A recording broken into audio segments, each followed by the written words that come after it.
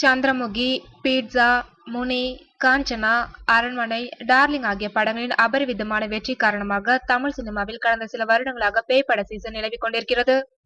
கடந்த சில வருடங்களில் வெளியான படங்களின் சரிபாதி பேய் படங்கள் என்று சொல்கின்ற அளவிற்கு ஏகப்பட்ட பேய் படங்களை எடுத்து தள்ளிக் கொண்டிருக்கின்றனர்.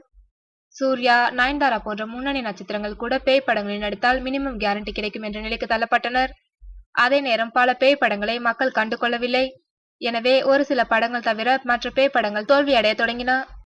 அதன் காரணமாக இனி பேய் படங்களின் வரத்து குறைந்துவிடும் என்று எதிர்பார்த்த நேரத்தில் ஜனவரி 1ஆம் தேதியன்று பேய்கள் ஜாக்கிரதை என்ற படம் வெளிவர இருக்கின்றது. இந்த படத்தை எஸ்கேப் மதன் வெளியிடுகின்றார். ஜனவரி 29 அன்று சுந்தர் சி இயக்கிய அரண்மனை 2 படம் வெளியாக உள்ளது. இந்த படத்தை தேனானால் பிக்சர்ஸ் முரளி வெளியிடுகின்றார். இவை தவிர சுந்தர் சி தயாரிப்பில் ஹலோ நான் பேய் பேசுகிறேன் என்ற படமும் வெளிவர தயாராக உள்ளது.